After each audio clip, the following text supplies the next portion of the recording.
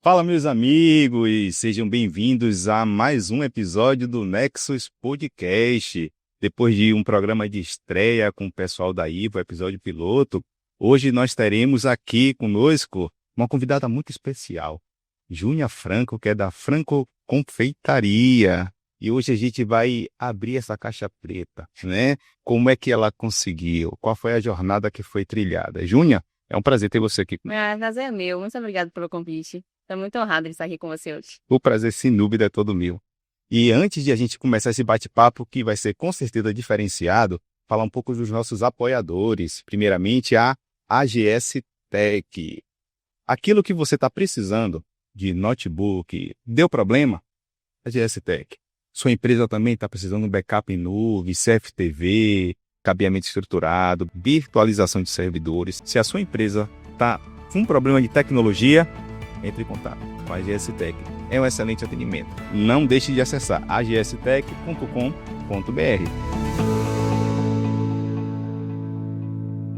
E também falar do nosso segundo apoiador, que é a Dom de Presentear.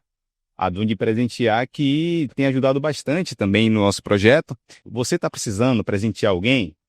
Está em dúvida do que presentear? Entre em contato. Aquele aniversário, aquele presente surpresa, a sua empresa também está querendo presentear um colaborador? Então, entre em contato com a Dor de Presentear. Então está aqui na descrição, tanto a AGS Tech como a Dor de Presentear.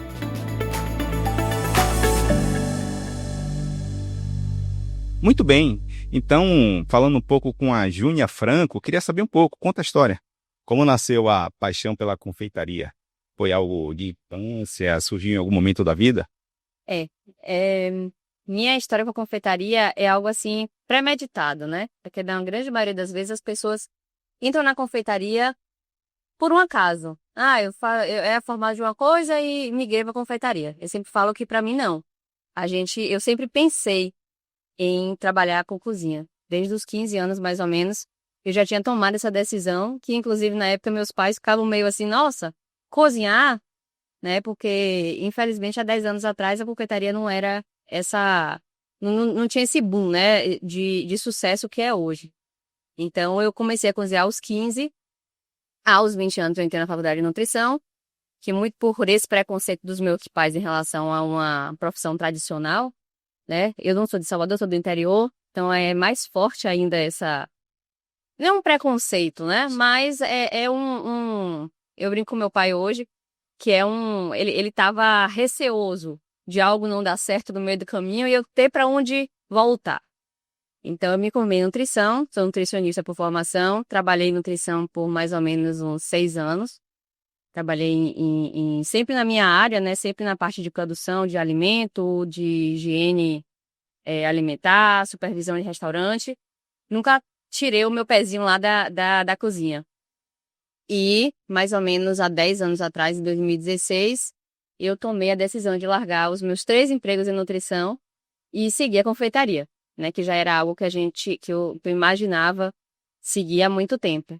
E a partir daí, a Franco Confeitaria, na verdade, na época não era Franco Confeitaria, era Cake for You, a minha primeira empresa, era chamada Cake for You.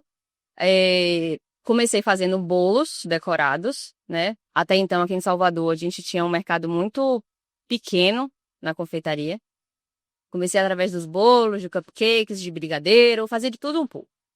E a gente foi evoluindo até chegar na Franco, né? 10 anos depois, que é o que é a minha maior, assim, uma das minhas maiores realizações da vida é ter a Franco Confeitaria desse formato que eu tenho hoje. Perfeito, perfeito. E teve alguma virada de chave assim, em algum momento que falou, ainda mais com essa pressão que a gente sabe que existe, né? Esse contexto, que você falou, não, agora vai dar certo. Agora esse é o caminho. Eu demorei muito para tomar a decisão, né? Porque quando a gente fala em montar em uma empresa, eu acho que muito, para quem não está dentro do processo, acha que é uma coisa que acontece do nada. Então, eu comecei há 10 anos atrás, mas estourei no início e achei que tudo estava dando certo no início. E não é bem assim, né? Então, minha trajetória inicial foi marcada, assim, por muito receio, de fato, porque havia, como você falou, essa pressão familiar, né, dentro de casa, e que não foi uma pressão ruim também, Sim. né? Se meu pai ouvir isso aqui, não foi ruim essa pressão, eu sabia que ele estava tomando Recado conta tá de dado. mim de alguma forma, mas realmente existia esse medo, né, de uma empresa não dar certo. E um detalhe importante é que meu pai é empresário há mais de 40 anos. Então, eu já venho de berço dentro de uma casa que existe uma pessoa que está ali batalhando pelo seu negócio há muitos e muitos anos. E foi, assim, minha maior referência até hoje de negócio bem-sucedido é meu pai. Eu me espelho muito nele, assim. Mas no início foi uma coisa complicada porque aqui em Salvador, como eu falei, era um mercado muito restrito e eu comecei a fazer bolos que não existiam aqui em Salvador. O mercado era basicamente dominado por pasta americana, né? Para quem não sabe, uma cobertura de açúcar, aqueles bolos tradicionais que a gente vê cheio de flores, naqueles casamentos maravilhosos, é a pasta americana e ela dominou o mercado por muitos e muitos anos. Quando eu entrei, eu queria fazer algo totalmente diferente. Eu nunca pensei em ser mais do mesmo, assim. Então, eu já comecei com a cabeça de que eu precisava inovar para ter destaque, né? Para conseguir entrar num mercado tão complicado de se entrar, que é o mercado de Salvador. Até porque, como eu falei, eu não sou daqui, né? E a gente entende que quando você está numa cidade nova, que você não conhece muitas pessoas, que você não tem ajuda, vamos dizer assim, de nenhum dos lados, você precisa conquistar seu espaço com muito suor. Perfeito.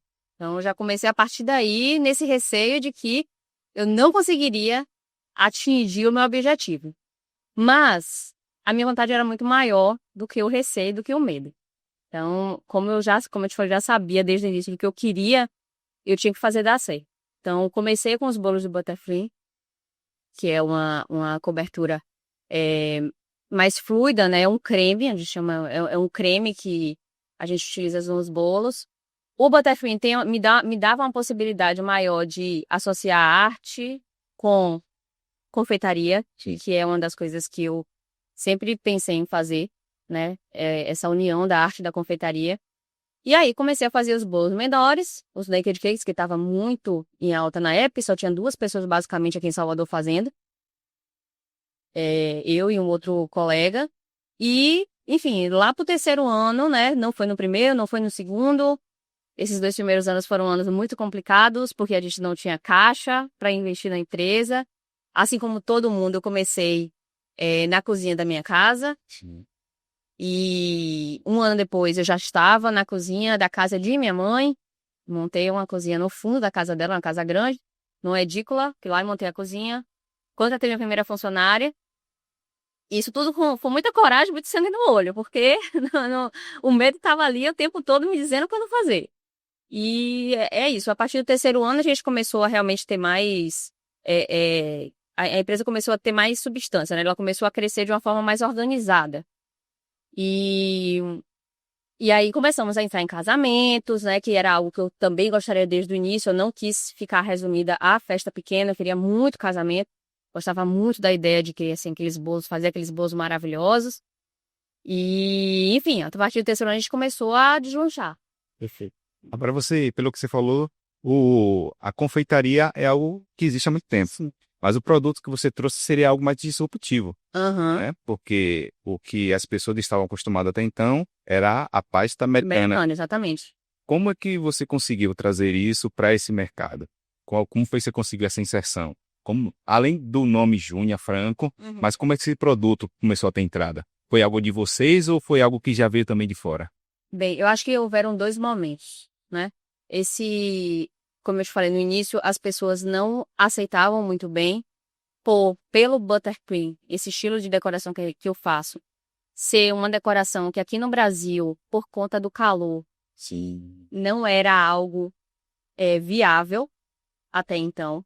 Para Então, quem não conhece, qual é o problema do calor nesse o sentido? problema do calor é que se você expor um bolo de buttercream ao sol, Sim. tá? Eu sempre vou no mais drástico, que é expor ao sol, porque ele sabe que se mantiver um ambiente sem sol, ou então é um ambiente mais... Climatizado? Não Precisa nem ser climatizado, um ambiente mais arejado, Já o resolve. bolo não derrete. Tá. Então, eu tenho que deixar isso claro. O bolo não vai derreter, o bolo em si. Mas a decoração pode sofrer Sim. com essa questão do calor excessivo em cima do bolo, né? E a pasta americana não sofre tanto. Então, os casamentos aqui em Salvador eram basicamente frutos de mar. Sim. Então, quando eu entrei com essa proposta, era uma proposta arriscada, porque ao mesmo tempo que eram bolos que estavam super na moda fora do Brasil, aqui em Salvador a gente poderia não ter essa aceitação, porque os bolos poderiam sofrer com essa questão do calor muitas vezes. Então, o que é que eu fiz? Criei um buttercream híbrido. Meu primeiro produto foi, a minha primeira, na verdade, criação foi esse buttercream híbrido, que inclusive passei muitos anos dando aula dele, Sim. e esse buttercream resistia um pouco mais ao calor. Então, todos os bolos lá do meu início foram feitos com esse buttercream, então a mistura do buttercream americano com o buttercream que chamam de brasileiro, né, que a gente vai criando várias categorias para conseguir apresentar um produto que não dê problema para o cliente, né? Porque isso não poderia acontecer, né? Mas num casamento, o cliente cria tanta expectativa. Mas eu tinha tanto esse problema quanto um outro problema, que eram os bolos reais. Que era, só para você entender, a gente já vem, é bem de uma cultura que se faz muito bolo real aqui em Salvador. As pessoas gostam de comer bolo, gostam de partir o bolo, sentir ali o processo de partir o bolo na hora do casamento. E os bolos de pasta americana tinham muitos bolos fake. Então, isso era uma objeção para quem fazia pasta americana na época. Os clientes queriam o bolo real e a pasta americana não possibilitava, muitas vezes, trazer esse bolo real por conta realmente de peso, né? Estruturação e tudo mais. E aí a gente chegou, eu falo a gente tá da empresa em si, né? Nós chegamos com essa proposta de fazer bolos reais, com uma cobertura mais leve e super adequada ao estilo de casamento que estava crescendo na época, que era esse casamento estilo Garmin, né? Frente de mar, casamentos diurnos. E aí eu acho, né, respondendo a sua pergunta, eu acho que tudo meio que favoreceu. Óbvio que existe muito trabalho duro, muita inovação, muita criatividade para começar a inserir esses bolos, né? Fui fazendo parcerias que, graças a Deus, deram certo com pessoas do meio, principalmente os assessores. A gente tem vários assessores que me ajudaram pra caramba no início para conseguir colocar ali o pezinho. Sim. A gente vê que tem um grupinho e a gente, quando entra, não sai mais, né?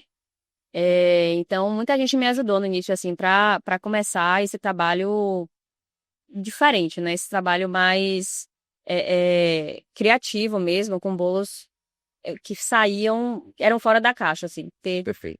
O cliente, de fato, vinha muitas vezes com essas dúvidas, mas os assessores ajudavam. E assim eu vou exaltar que a gente precisa andar com pessoas.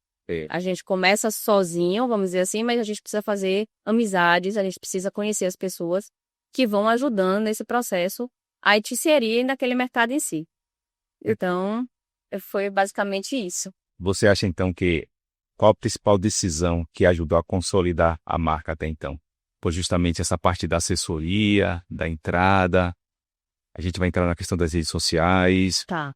Onde é que você acha que foi o fator fundamental? Além da ideia. Tá. Né? O fundamental não foi, assim, como eu te falei, a gente tem que valorizar as pessoas, né, que nos ajudaram no meio do caminho.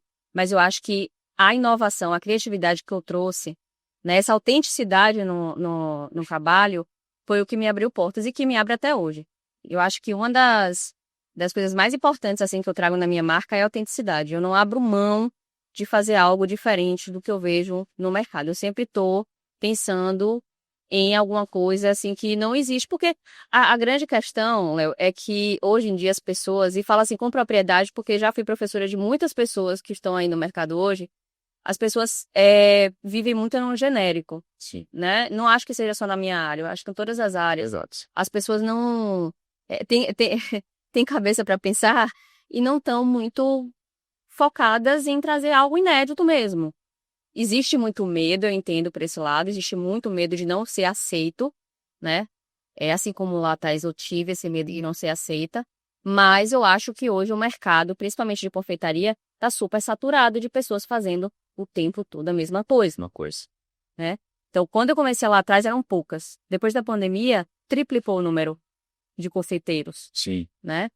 E então, por conta dessa saturação no mercado, a gente acaba vendo trabalhos muito parecidos.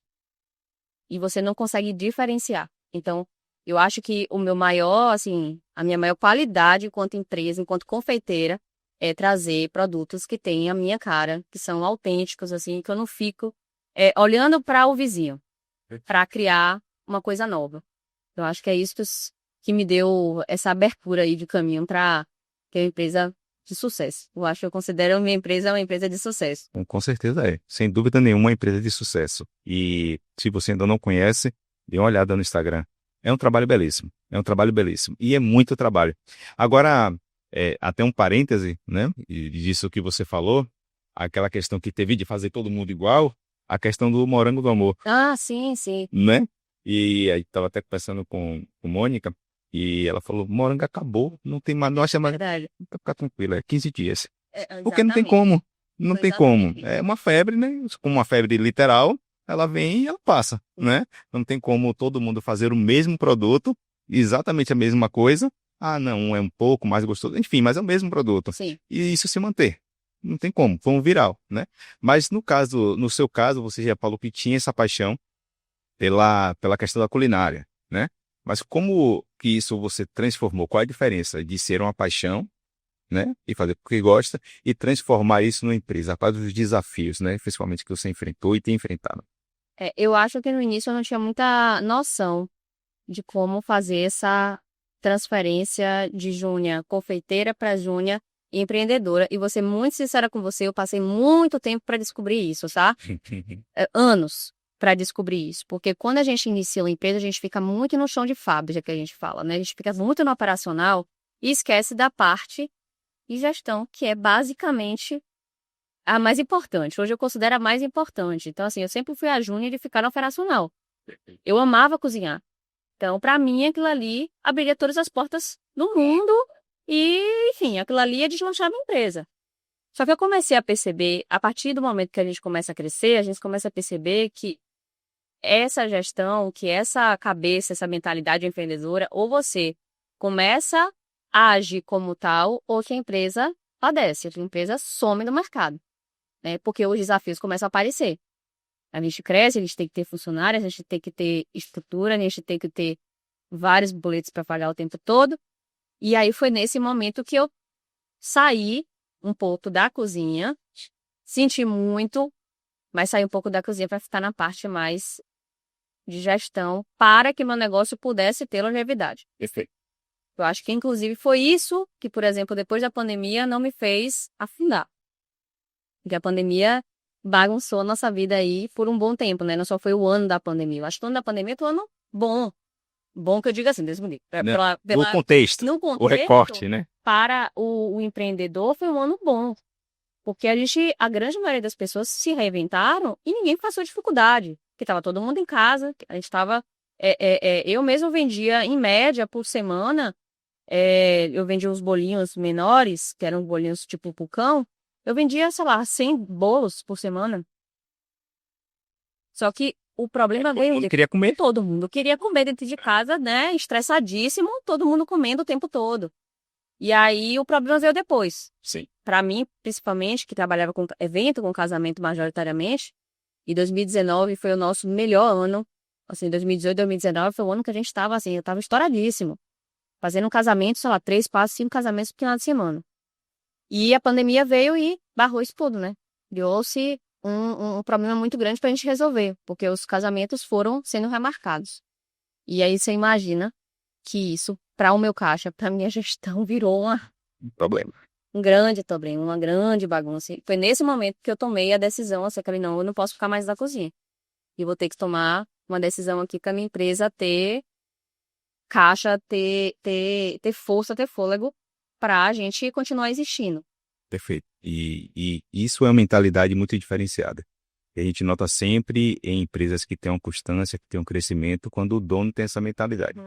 Porque, principalmente empresas, né, que a pessoa ela se torna, e é um caminho bom, a pessoa, a gente diz que empreende no CNPJ do outro. Uhum. É um ótimo caminho. Porque você aprende muito ali daquilo que você está fazendo, você se especializa, você ganha muita experiência. Sim. E depois você abre o seu CNPJ. Isso. É um ótimo caminho. Agora, às vezes, o problema tá que quando a pessoa ela está fazendo isso tudo na empresa que ela trabalha, ela está sendo responsável por produzir. Exatamente. por gerir. Aquele serviço, aquele produto, ela está preocupada e ela se torna muito boa naquilo. E quando ela abre empresa, eu dou consultoria a algumas empresas, né, dessas de menor tamanho, e essas de menor tamanho, normalmente a dificuldade é essa. A cabeça do dono está muito voltada para produzir, Exatamente. né? Porque eu sou muito bom, sim, perfeito, você é muito bom, não há dúvida quanto a isso. Mas se você focar nessa parte, a empresa que não vende, ela quebra. Ela quebra. Não tem para onde correr. E se você quiser vender, você vai ter que dedicar tempo a isso, né? Você pode treinar sua equipe, ter uma equipe muito bem treinada, e aí existe um passo a passo para não meter o pé pelas mãos. Mas se a cabeça for aquela cabeça de funcionário, porque tem muito dono que vai precisar de funcionário, né? Que faz muita lógica quando ele está trabalhando ali como funcionário. Verdade. Mas se ele virar empresário com a cabeça de que eu tenho que produzir muito, eu que tenho que fazer, ele fatalmente vai quebrar. Com certeza. Né? E às vezes a última parte que esse empresário passa a dar atenção é a parte de gestão e a parte de vendas. A última parte. Ele tem um produto muito bom, um produto que é diferenciado, um produto que a concorrência não está entregando. E às vezes a concorrência pode ter um produto não tão bom e está voando. Né? Exatamente. Então, essa mentalidade que você tem é justamente o que a gente nota na prática. É algo diferenciado. Agora, outra coisa, Júnior, como que, e aí entra a parte mais subjetiva, como que na sua entrega você procura entregar mais do que produto, entregar uma experiência, né? Como é que você pensa na entrega do seu produto, na confecção, porque ainda mais quando lida com casamento, com essas coisas, como a parte artística sua, como é que funciona? Tá. Enquanto empresa, o bem mais valioso da gente são os clientes, Perfeito. né? Óbvio que toda a parte, como eu te falei, de criatividade, de inovação, de trazer coisas novas é importante, mas o cliente precisa ser atendido da melhor forma possível em todos os sentidos, principalmente em eventos como um casamento, porque ali você está entregando os sonhos de uma noiva, de um noivo. Então, é uma responsabilidade, assim, muito, muito grande você entregar um bolo de casamento, os doces do casamento, os bem casados do casamento, né? Porque eu faço todos eles. Então, assim, eu tento sempre, primeiro, dar meu máximo, óbvio, né? Em relação tanto à questão de design dos bolos, de qualidade dos bolos, dos doces, do bem casado. Mas eu acho que, principalmente, eu tento entender o que o cliente quer para aquele momento. Então, para mim, esse é um dos grandes diferenciais da gente, é entender que o cliente traz essa experiência para o cliente, não somente na entrega do produto final, né? Chegar ali e entregar. Preciso conversar com ele antes para entender tudo que ele está imaginando, está sonhando para aquele momento, para que nada dê errado. Perfeito. Né? Porque eu não quero estragar o sonho de ninguém, muito pelo contrário. Eu quero que aquilo seja memorável, que ele lembre pro resto da vida dele. Então, eu acho que é uma das coisas que eu valorizo bastante, assim, como empresária, né? Como confeiteira e como empresária. Porque, mesmo que eu tenha saído do show de fábrica, né? Não esteja tanto no operacional hoje, mas a parte da decoração de bolos, para mim, é toda numa. Uma das coisas que eu não consegui delegar Mas, é essa parte de personalização. E tá dentro também, e tá dentro. Alguns especialistas dizem que se você dedica 70%, 60% do seu tempo à gestão, vendas, e o resto do tempo operacional, tá bom. Dizem que o máximo ali, o ideal seria 80%, mas aí também está falando de etapas, de processos, Eu acho que enfim. depende muito do estilo de negócio, né? Você De sabe negócio. mais do que eu, mas depende muito do estilo de negócio. Porque, por exemplo, uma confeitaria ou uma cozinha, é muito difícil você passar, por exemplo, a minha parte, que são os bolos decorados, são autorais, e o meu cliente espera, Sim, perfeito. né? Se eu vendo autenticidade, se eu vendo um produto autoral, ele espera que eu faça. Perfeito, Então, eu não vou enganar ele e falar que minha funcionária está fazendo por mim. perfeito. Os bolos todos façam pelo meu cribo, né? A parte de arte toda é minha. A Perfeito. parte de montagem, de estipulação, as meninas já fazem, que é coisa mais simples, mas a parte da arte em si passa tudo por mim. E Perfeito. muitas vezes eu até nego muita coisa, porque de fato chega um ponto que a gente não consegue dar conta. Mas no meu estilo de negócio é muito complicado a gente sair assim completamente da operação, porque não tem um padrão, né? É tudo um respeito de forma artesanal. Perfeito, perfeito, perfeito. E hoje as redes sociais, elas são o ponto de alavancagem de muita empresa. Uhum. No seu caso, como é que você usou isso, tem usado? Como é que isso te ajudou e quem te ajudado? Como é que você encara? Eu já tive era um caso de amor e ódio com a rede social. Mesmo sabendo que a rede social é uma das coisas mais importantes que a gente tem hoje, que é a divulgação, Perfeito. né? Porque basicamente, se eu comparar para pensar hoje, o que me fez, aí até voltando para aquela sua primeira pergunta, além de tudo que eu te falei que foram diferenciais da minha empresa no mercado de Salvador, a rede social obviamente me ajudou muito a divulgar, porque é uma vitrine não paga, né? A gente ganha de graça. Sim. Hoje até tem, né? Tem um tráfego pago. Hoje não tanto, tá a mesma coisa. Já não entrega tanto assim, né? Se o Instagram bate sua cara, ele passa uma semana sem entregar o seu negócio direito. Mas não deixa de ser uma vitrine que você não precisa necessariamente estar ali botando dinheiro, né? Porque muitas empresas, principalmente as que estão começando agora, não têm dinheiro para divulgar em grandes, em jornal, em grandes mídias. Então, a rede social, eu sempre digo para as pessoas que falam, porque eu tenho vergonha de aparecer, tá? Até falando com vocês, mas a gente comentou aqui, que eu passei muito tempo negando essa questão de aparecer na rede social. Quando eu comecei a aparecer, eu percebi, de fato, depois de muito tempo, brigando com ela, que era algo, assim, extremamente valioso ter contato com o seu público por ali. Então, hoje, eu faço o que eu posso para aparecer, para ter contato com as pessoas, para falar com o meu cliente, para ouvir o meu cliente, porque eu acho que isso é muito importante ali na rede social, você ouvir quem está ali do outro lado, Perfeito. né? E agora mesmo a gente entrou no iFood, e eu brinco que o meu marido mesmo foi o primeiro. Tem que aparecer mais, as pessoas querem te ver. E de fato, até a minha própria cozinha, quando as pessoas me encontram, cadê Júnia? Porque eu sempre ficava lá escondida na cozinha. Nem por timidez, é porque eu estava sempre trabalhando mais. Então, a gente lidar com o trabalho do dia a dia e com a rede social, né? Tem gente que aparece nas redes sociais de qualquer forma. Mas eu nunca gostei muito disso, não. Gente, tem que estar minimamente, né? Porque organizado para eu aparecer, para falar com vocês e tudo mais. Mas percebi que esse perfeccionismo não leva muito a gente para o lugar que a gente quer chegar, não. Então, a rede social hoje, para mim, é um dos principais meios, assim, realmente de divulgação. É algo que é visível, é palpável. Você aparece, logo em seguida, vem um pedido, vem um iFood tocando. Então, assim, é algo Instantâneo, que é instantâneo. Você consegue ver muito rapidamente, assim, o poder da rede social. Pro bem e pro mal. Mas, para mim, por enquanto, tá Só pro bem. pro bem. Mas já estejamos preparados para qualquer probleminha que não venha por enquanto. Mas, Quem sabe, né? Tomar um hate de vez em quando. Mas, Júnior, me diga uma coisa, a dificuldade, né? Nesse trajeto que você teve, você falou da questão teve um ano muito bom ali, 2019, teve a pandemia, mas teve algum grande obstáculo assim que você destacaria? Algum ponto que você falou assim, eu acho que agora, pode ter sido até talvez lá no começo que você falou, não sei se vai dar certo, será que eu vou desistir? Você pensou algum dia em desistir? Essa pergunta aí, normalmente as pessoas querem ouvir que fala, não, nunca quis desistir na vida, né? Eu brinco que todo dia eu quero desistir.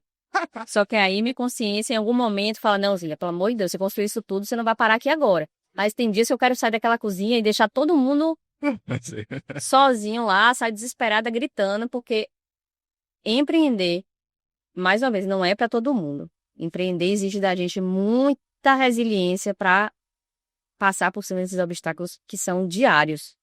Não é um obstáculo que aparece uma vez na vida, vez na morte. Não, todos os dias a gente tem problema fogo para apagar dentro de uma empresa, né? Essa é a vida real. Essa é a vida real do empreendedor. Essa é a vida real. Quando eu dava aula mesmo, eu sempre começava a aula falando sobre isso para minhas alunas. A gente passa por muita dificuldade, só que realmente sabe o que quer, vai continuar na profissão, vai continuar ali dando conta do dia a dia. Porque se você não pensar assim, se você não tiver um plano muito organizado na sua cabeça do que você quer, você desiste no meio do caminho, né? E assim, eu acho que um dos meus obstáculos principais, eram dos obstáculos maiores, foi a parte de gestão. Vou voltar para gestão. Porque esse era um dos meus obstáculos aqui, que eu tinha dias que eu não sabia como lidar com tudo ao mesmo tempo. Eu não tenho sócios, né? Eu tenho meu marido, que graças a Deus me ajuda muito dentro da cozinha, mas ele é advogado, não tem nada a ver com a parte de confeitaria, mesmo que goste muito de cozinhar, assim como eu. Mas era uma jornada muito solitária. Quando você tá sozinho, você acha que você tá sozinho ali, mesmo tendo funcionário, mesmo tendo pessoas ao redor, eu me sentia muito despreparada para gerir uma empresa. Porque como você falou, a gente começa achando que vai ser de um jeito e chega no meio do caminho você fala, não é tão fácil assim como a gente pensou. Não é só cozinhar, não é só entrar na cozinha e fazer o que eu gosto de fazer. Perfeito. E vou ter que tomar conta dessa empresa e vou ter que fazer ela dar certo. E eu acho que meu maior obstáculo de todos sempre foi a gestão, sempre foi a parte financeira, a parte de dominar esses processos para chegar num ponto de ter equilíbrio, assim. Para chegar hoje, por exemplo, que eu tenho muito mais equilíbrio, Sim. até mental mesmo, para lidar com essa dificuldade. Perfeito. E aí, eu vou querer um pouco de café. Você quer um café? Uma água? Não, tá. Eu vou querer um café. Ó, agora, a partir do momento que começam... Se eu pedir a sua pergunta, vocês me trazem de volta. Não, porque tá a gente excelente, conversando. tá excelente. Isso aqui é uma aula. Eu já disse que a professora, ela podia estar cobrando. Está sendo gratuito. Anota. Anota. O segredo é anotar. Então, Júnior, obrigado, querido. Me diga uma coisa. A partir do momento que começa a ter mais demanda, mais visibilidade, né? Você sempre trabalhou e continua trabalhando com material autoral, material de alta qualidade. O normal, se não tiver cuidado, quando você começa a escalar, a qualidade começa a cair. Se não tiver cuidado. Uhum. Né? Então, e no seu caso, a gente sabe que a qualidade nunca caiu. Qual é o segredo? Da qualidade. Como é que faz para datas especiais, muita demanda, você falou da questão de ter, às vezes, 5 casamentos. Como é que faz tudo isso sem perder a qualidade? Qual é o segredo? Tá. Primeiramente, eu respeito o limite de produção da minha cozinha. Tem gente que, quando começa a vender muito, fala, não, que nada, vamos vender pra caramba, vamos botar todo mundo aqui pra ficar até mais tarde, velho. Eu não sou esse tipo de pessoa, eu não sou esse tipo de empresária. Então, eu tenho muito, assim, como objetivo, dar uma qualidade de vida boa, tanto pra mim quanto para meus funcionários. Perfeito. Isso aí, pra mim, é algo que eu não abro mão. Então, todas as vezes que vem, por exemplo, uma campanha de Natal, de Páscoa, então a gente tem um movimento muito maior, muito superior ao dia a dia, eu determino a quantidade de pedidos que eu sei que eu vou poder entregar na mesma qualidade que eu entregaria uma unidade de um ovo de Páscoa, por exemplo, determino aquilo ali e uma quantidadezinha extra. Posso passar até aqui para não perder qualidade. Então, eu sempre estou muito controlada e eu sei exatamente, depois de tantos anos, eu sei exatamente quanto eu posso fazer naquela campanha ou naquele período de mais movimento ou não. Se eu puder fazer mais, ótimo. Chamo mais pessoas para me ajudar, dou uma organizada, mas eu nunca raço da minha capacidade produtiva, porque já tive muitos problemas em relação a isso. E hoje eu não abro mão, como você falou, da qualidade do meu produto. Isso aí, para mim, é algo assim indiscutível. Eu preciso ter qualidade, porque eu preciso entregar sempre ao meu cliente o que ele está contratando. Ele me respeita, ele confia em mim, eu não posso entregar algo diferente daquilo ali.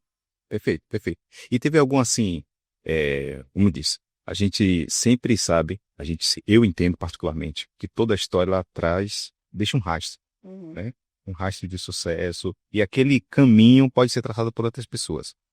Agora, e às vezes a gente constrói muito isso com problemas, Ah, com certeza. com situações. Teve algum assim, algum problema, alguma situação que para você foi um grande aprendizado, que foi, isso aqui eu entendi, de alguma situação específica? Vou voltar para campanhas aí. Nesses 10 anos, o problema é a gente Problema tem todo dia. tampa pra caramba. Todo dia é exagero. Às vezes até todo dia, né? A depender, a gente tem todos os dias um problema. A calmaria é um negócio assim que a gente dificilmente vive, mesmo com processos organizados, mesmo com a equipe trabalhando. Graças a Deus eu tenho uma equipe muito boa. As meninas estão comigo há 10 anos, praticamente. Então, é uma equipe que a gente já sabe o que tem que ser feito. Eu não preciso ficar ali muitas vezes, né? Óbvio, quando a gente implementa um processo novo ou entra uma pessoa nova, temos que rever todas as coisas para não dar, não ter nenhum tipo de ruído da comunicação. Mas eu tenho uma equipe muito boa e ela me ajudou muito nesse sentido, assim, de minimizar meus problemas. Só que campanhas são sempre momentos de crise. A gente se prepara, a gente se organiza, como eu te falei, eu sempre estou dentro da minha capacidade produtiva. Quando eu percebo que eu não vou dar conta, eu paro, eu fecho mesmo. Muitas vezes os clientes reclamam, eu entendo, mas a gente precisa, como eu falei, entregar o que eu estou prometendo. Eu não posso entregar nada diferente daquilo. Só que, logo depois da pandemia, nós tivemos um Natal que a gente tinha acabado de mudar um mês antes, para uma cozinha menor. Eu tinha uma cozinha muito maior na pandemia, enfim, com todos os problemas, a gente acabou indo para a cozinha menor. E eu fiz um Natal meio descontrolado. Porque como as pessoas estavam em casa, elas estavam com vontade de fazer uma ceia maravilhosa, né? Pegar tudo que elas tinham direito. E aí eu passei no meu limite nesse Natal. Eu comecei a fazer o Natal em 2020. Nunca me... 2020, né? Final da pandemia, isso mesmo. Tendo ponto 2021. A pandemia foi março de 2020. Isso. No Natal de 2020, foi uma grande loucura dentro dessa laçoninha. Entrou meu marido, entrou minha irmã, entrou as meninas, entrou minha funcionária de casa. Foi uma confusão, porque a gente pegou, pra você ter uma ideia, quase 300 pedidos para 2 dias. Porque, por exemplo, na Páscoa, a Páscoa é o mês todo.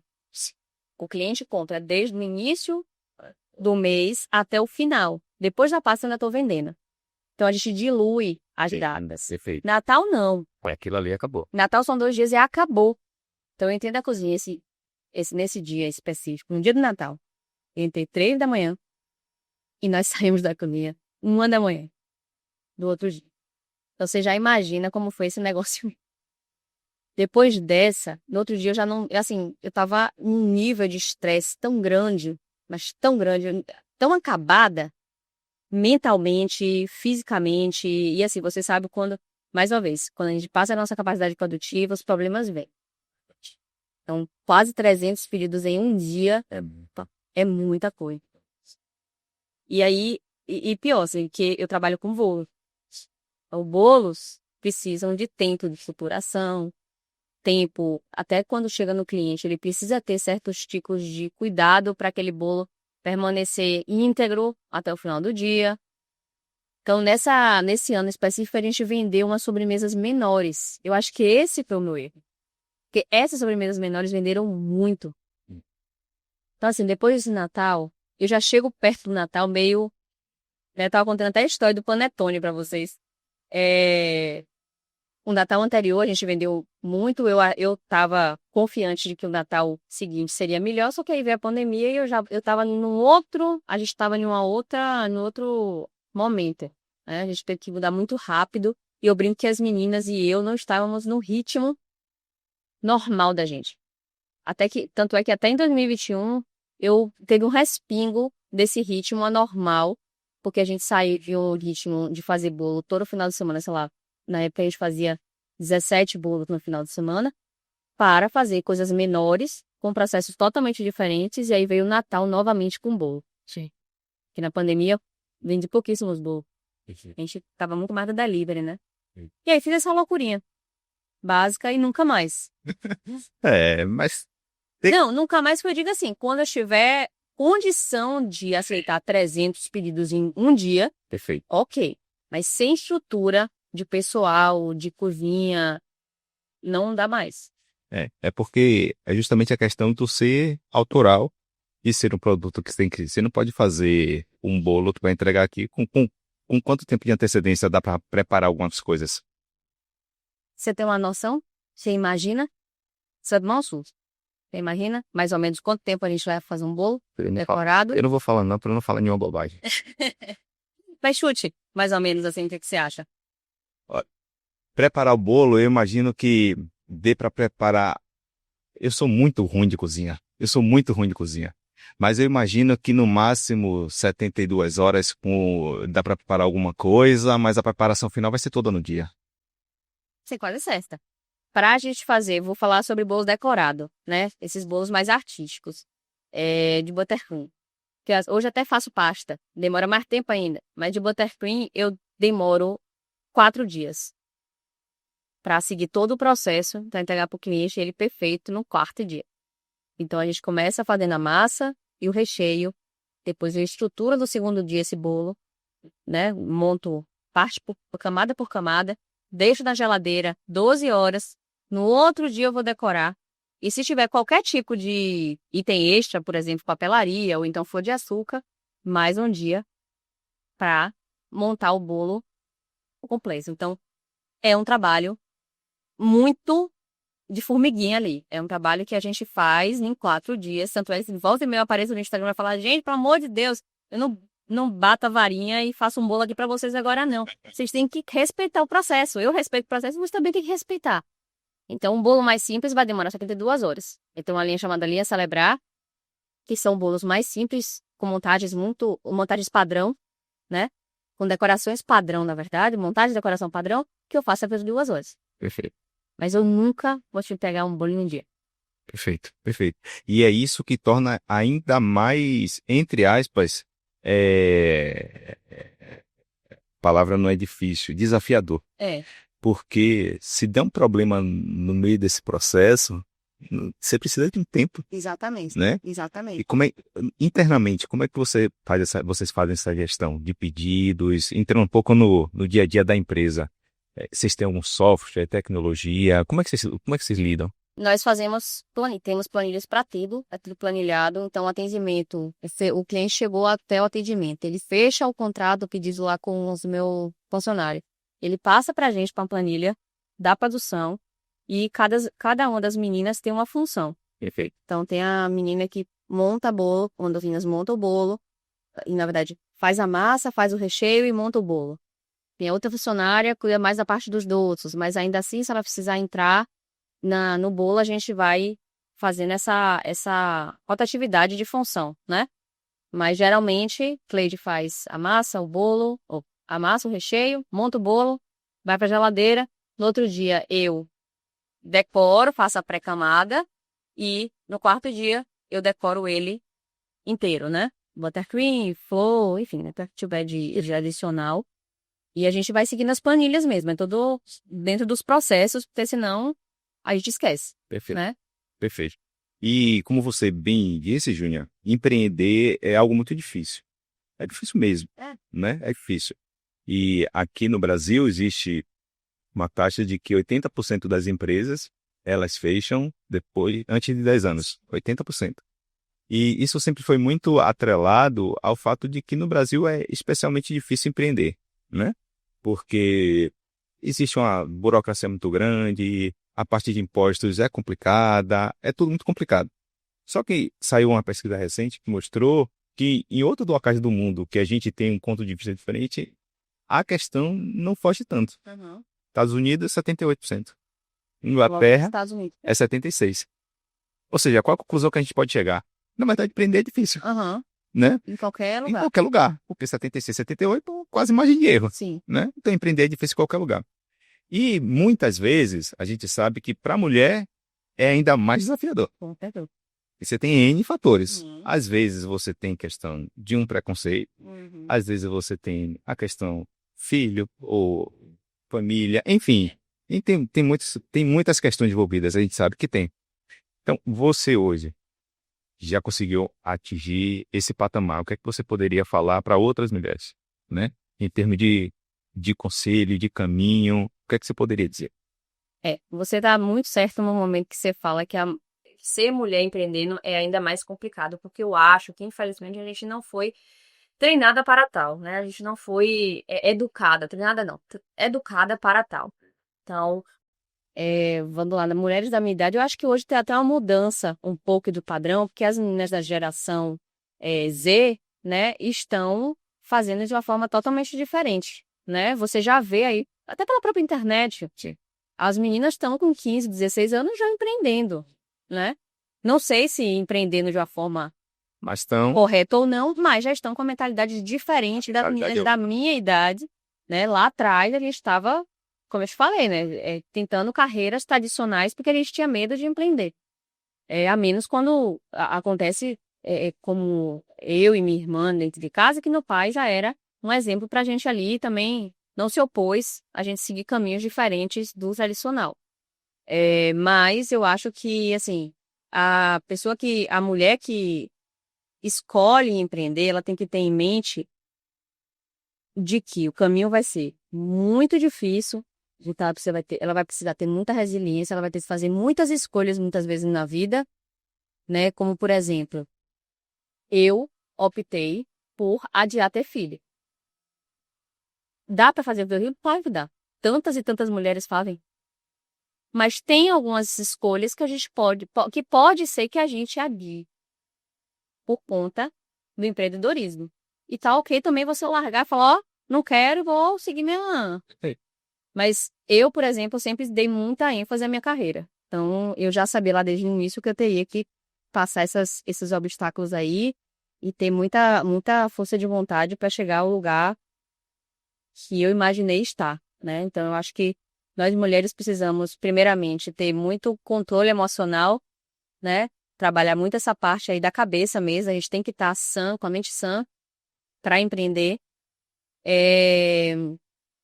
Não se deixar levar pela opinião dos outros, principalmente, vou ser um pouco canista aqui agora, principalmente dos homens, né? Porque são muitos que estão ali achando que você não serve para aquilo, né? Já ouvi muitas vezes homens falando, que nada, daqui a pouco eu largo isso aí, porque é muito pesado o trabalho da cozinha. Inclusive, lá atrás, eu pensei muito em trabalhar em cozinha profissional, em ser chefe de cozinha quente, né? E na época era uma das coisas que eu tava, né? Pô, vou entrar pra ter que ficar sofrendo assédio de um cara que acha que sabe mais do que eu. Perfeito. Né? Então, isso aí a gente tem que ter muita segurança de que vai acontecer e que a gente vai ter que ter ferramentas para combater isso aí dentro de um ambiente de trabalho, né? Então, mente sã, saber que vai ter que lidar com esse tipo de problema, com pessoas que não apoiam e não suportam o seu crescimento. Deixa eu ver outra coisa. Mas trabalho somente isso mesmo. Resiliência. Muita coragem, muita resiliência, muita fé em si, que isso é uma das coisas que nós mulheres precisamos trabalhar bastante, né? Porque muitas vezes, como eu te falei, a gente fica olhando pro vizinho, fica se comparando demais e acha que não é capaz de fazer aquilo, e nós somos capazes de fazer absolutamente tudo. E eu vou contar uma história muito pessoal minha, rapidamente. Por favor. Né? Porque a gente vê o que tá... Eu nem gosto de citar esse assunto, mas a gente vê muito o que tá ali sendo exposto na rede social e aquilo é basicamente um reporte, né? Muito pequenininho do que a gente vive. Há 15 anos atrás, minha mãe teve um AVC e eu cuido dela há 15 anos. Então, é uma mulher cuidando de outra mulher, né? Com uma empresa. Na verdade, cuidamos de minha mãe, eu e minha irmã. Então, a gente está há 15 anos cuidando dela, porque ela tem sequelas. E eu vou me dividindo entre empresa, minha mãe doente e todas as outras coisas da vida pessoal, né? Marido, casa, cachorros, né? Então, assim, me mostrou, né, depois da doença de minha mãe, me mostrou que a gente realmente consegue dar conta, mesmo entre altos e baixos, de situações que exigem esse tipo de força que só uma mulher tem. Não diminuindo os homens, mas eu acho que nós temos uma força que a gente não tem. Acho que a gente não tem noção da força que a gente emana, assim, da força que a gente tem para lidar com as situações adversas. Então, depois de minha mãe ter adoecido, eu entendi que eu poderia conquistar qualquer coisa que eu quisesse. Perfeito. Né? Mesmo com essa pausa aí, né? Não é bem uma pausa, mas, como eu te falei, a gente acaba abdicando. Acho que eu tava até já da consciência isso, porque quando eu falo que a gente tem que abdicar de algumas coisas, porque a vida vai trazendo situações pra gente que a gente não espera, né? Eu nunca esperei que eu teria que lidar com isso. Minha mãe adoeceu, eu tinha acabado de montar a empresa. Eu tive que meio que parar tudo. A cozinha, inclusive, era na casa de minha mãe. Os meus clientes antigos sabem dessa situação, porque a primeira e a segunda, eu mantive na casa dela para cuidar dela. Só mudei aqui 2 anos para a cozinha atual. Então, mulheres, temos força suficiente para lidar com todas essas adversidades da vida. É só realmente estar com a cabeça sempre boa, né? Uma mente sã, ter coragem e ter fé em Deus mesmo. Eu acho que ele é um dos que me sustentaram até aqui.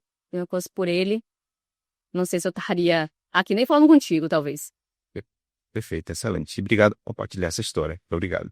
E por isso, inclusive, que eu te questão, né? Quando eu estava ali deixando os convidados, né?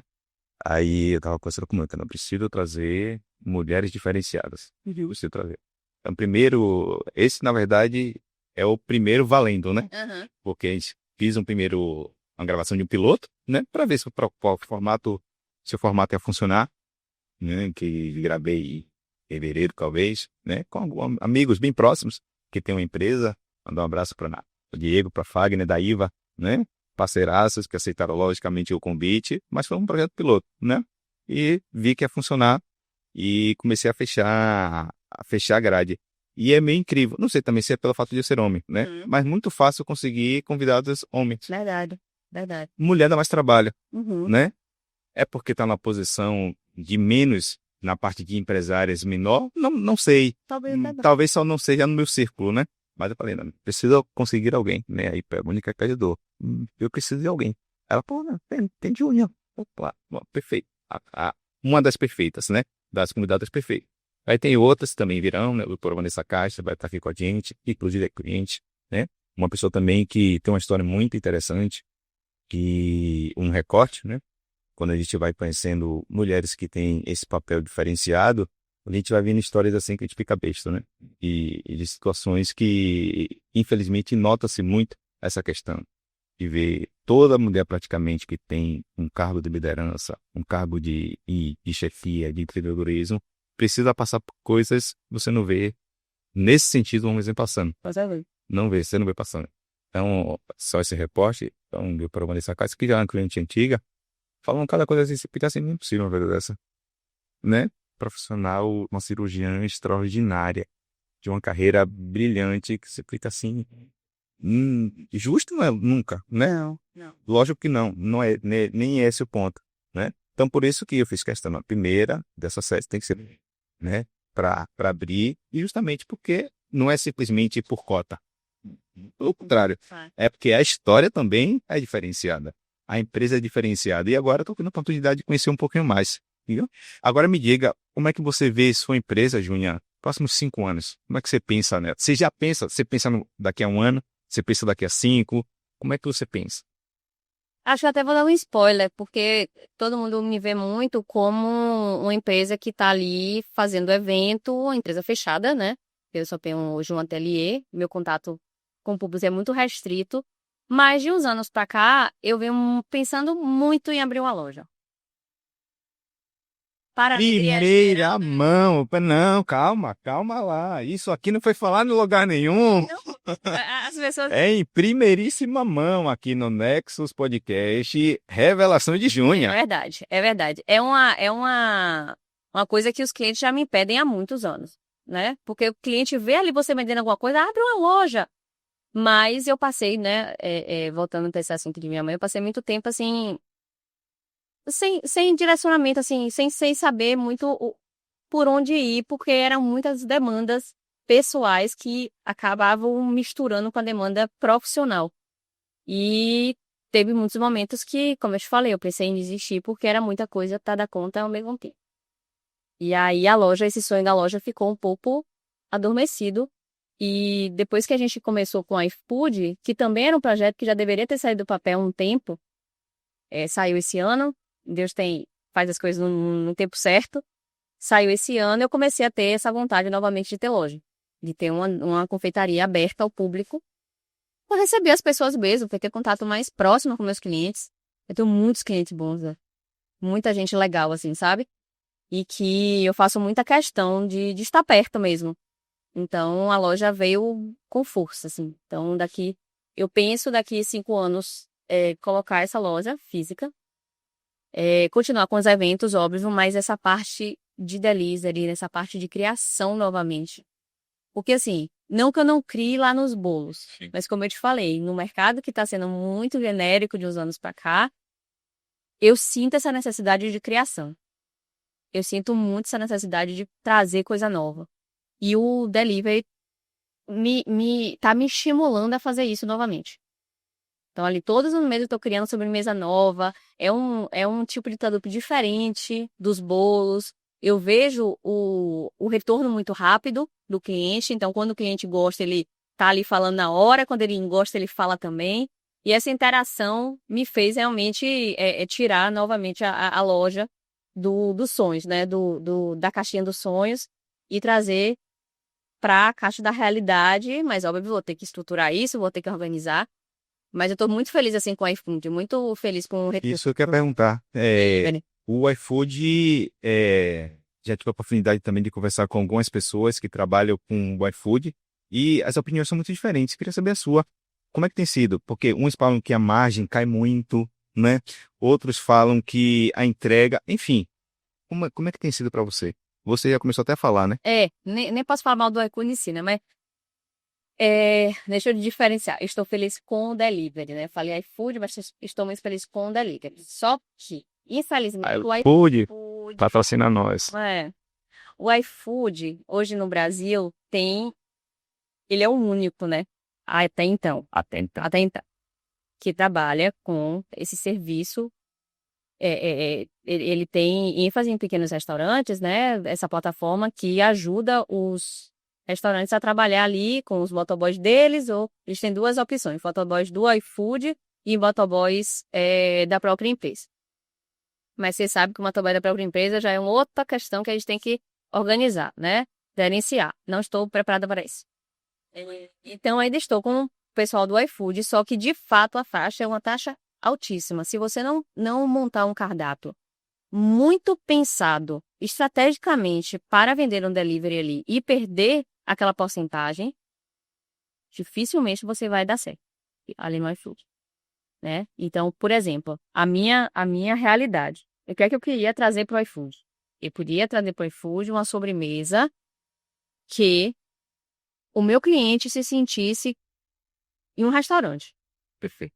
Ele estivesse comendo a sobremesa e falando assim, não deve nada a sobremesa de um restaurante de alto padrão. A minha ideia era essa. Então, minhas sobremesas são todas decoradinhas. Eu boto uma coisinha por coisinha, suspiro por suspiro, para liberar para o cliente. Mas também sei que eu não posso colocar qualquer coisa para o iFood não vir ali e pegar essa parcela e a gente acabar tendo muito pouco. E isso acaba gerando uma frustração para o restaurante, para a confeitaria, de que você não vai ter condição suficiente de manter seus produtos ali naquela plataforma. Mas, em compensação, já soube que tem outras empresas aí vislumbrando entrar no Brasil. Na verdade, nem está vislumbrando, já está no âmbito mesmo de concretizar a operação. E vai ser uma concorrência para o iFood, né? Porque hoje o iFood é, entre muitas aspas, um monopólio. Exatamente. Não é um monopólio porque qualquer uma pode entrar. Sim, né? Claro. Mas só que ela veio com esse serviço que é diferenciado, né? Mas a partir do momento também que ela domina o mercado, e assim, olhando pelo outro lado, e a gente não tem acesso assim à questão de faturamento deles e tal, a gente sabe que não é fácil, né? É muita tecnologia, eu estava até vendo um podcast do CEO, eu também vi. tá vendo? Ele falou que tem 42, salvo engano, IAs próprias do iFood para gerenciar. Né? A gente sabe que essas empresas elas começam como startup e, inclusive, né, o break-even dela, eu acho que atingiu agora, né, depois de 8 anos de empresa. Sim. Então não é fácil. Não. Agora, a partir do momento também, quando você não tem concorrência... Pois é, você cresce mais rápido, né? Aí você cresce mais rápido, a margem você coloca mais do que você quiser, enfim. Tá. Tem essa empresa que está chegando, até uma chinesa, se não me engano. E a Amazon também comprou a Rappi. Comprou? Então tem. Agora também não é fácil entrar, né? Não, porque a gente já está muito... Primeiro, para o iFood, a gente tem que valorizar Tem algumas coisas que a gente precisa valorizar o iFood. Primeiro, para o iFood ter uma gestão na plataforma, para nós, empresas, muito boa. Você tem dados de absolutamente tudo. Desde o nome do cliente, que é uma coisa básica, até, vamos lá, quantas vezes ele comprou na sua loja, o que é que ele compra na sua loja, ele dá um gráfico do que você precisa ali fazer para avançar aquele cliente. Tem a parte de patrocinado que ele coloca dentro do próprio iFood. Fiquei mais, gente, que estava falando até esses dias pro meu marido que eu fiquei assim impressionada. Enfim, agora eu não lembrei, mas eles têm vários gráficos que te direcionam o restaurante para venda. E eu vi o CEO do iFood falando sobre isso, que o objetivo deles, de fato, é ajudar nesse sentido. Sim. Ele vai direcionar, ele vai ajudar qualquer tipo de pessoa que coloque um restaurante ali no iFood para vender. Perfeito. E fora que tem um nome muito grande, né? Então isso conta até mais do que... Conta mais do que quando... Tanto que hoje iFood não é só para comida. Exatamente, para outras coisas. Mercado, para farmácia, né? mas o nome já ficou tão forte, já até desatrelou de comida que eles Sim. nem trocaram o nome, Exatamente. né? Porque você pede farmácia, iFood. E fora que é uma empresa brasileira que a gente tem que valorizar, né? E, particularmente, uma dessas entrevistas, não sei se foi exatamente a mesma, a mente dele também é muito diferenciada, né? Sim. E o dono é baiano, né? Agora eles já venderam. Eles já venderam o iFood, mas o dono, quem criou o iFood, quem fundou é um baiano. É mesmo. Vou pesquisar um pouco mais sobre Mais uma coisa pra gente valorizar. valores Mas as taxas, vamos voltar para as taxas realmente não são tão atrativos. interessantes, não são interessantes, tá? Muito bem. Mas se tem algo que é muito interessante, fazer o patrocínio aqui. AGS Tech, falar de nossos apoiadores, que tem sido fundamental para que a gente possa dar continuidade a esse projeto. Então, é referência tecnologia em Salvador e região, uma empresa especializada em assistência para notebooks e cabeamento estruturado, backup em nuvens, virtualização de servidores, CFTV. Então, se a sua empresa está com um problema de tecnologia, entre em contato com a AGS Tech. E você, pessoa física, está com o seu problema no notebook, no seu MacBook, no seu iMac, entre em contato com o pessoal. Eu garanto, o atendimento é igual de junho, é diferenciado. É um excelente atendimento. Temos também a Dom Presentear. Eu queria, inclusive, trazer, por favor, antes de falar da Dom Presentear, falar de Júnia. Fala um pouquinho dos seus produtos carro-chefe. Bem, atualmente, acho que mudou até um pouquinho, né? Como eu ia ter um delivery agora, meus produtos carro-chefe hoje em dia são bolos decorados, né? Bolos decorados que a gente já trabalhei desde o início. Os doces finos, que cada dia que passa eu tenho me apaixonado mais por esse universo dos doces finos também. Isso é diferenciado. Eu adoro chocolateria, então é uma parte que a gente está investindo muito, que é na parte de chocolate. Se você não comeu doce, que Júnia, você tá vivendo errado. Eu só posso dizer isso. E as sobremesas do iFood, né? Que as sobremesas do iFood agora são meu xodó. Eu tô, assim, super animada, como eu te falei, na criação delas. Todo mês a gente lança uma sobremesa diferente pro iFood, para meus clientes não ficarem atrás de mim. Pelo amor de Deus, pega aquela sobremesa de não sei quantos anos atrás e lança de novo, porque todo mês é uma agonia. Tá? Perfeito. Mas, então eu acho que são os bolos, os doces, os bem casados e as sobremesas agora. Perfeito. Então, se você ainda, não sei onde é que você está vivendo no universo, que ainda não experimentou os doces e os produtos da Júnia Franco, acesse o Instagram, agora também está no iFood, a loja, e experimente, vale muito a pena. E falar do nosso outro apoiador, Dom Presentear, muito obrigado pelo apoio. E se você quer presentear alguém, pai, mãe, aniversário, casamento, ou infelizmente algum acontecimento triste que você quer agradar, Dom Presentear. Sua empresa quer dar para algum funcionário, algum colaborador, Dom Presentear.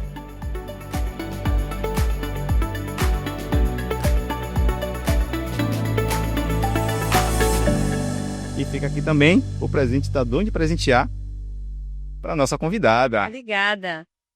Não, eu vou até elogiar a Dom Presentear, porque também é minha parceira e eu sou cliente de Mônica. Então, adoro e acho assim, para quem eu posso recomendar, eu recomendo Dom Presentear, porque ela é muito caprichosa e as caixas, as cestas são lindas, né? Eu sou suspeito para falar. Então eu falo.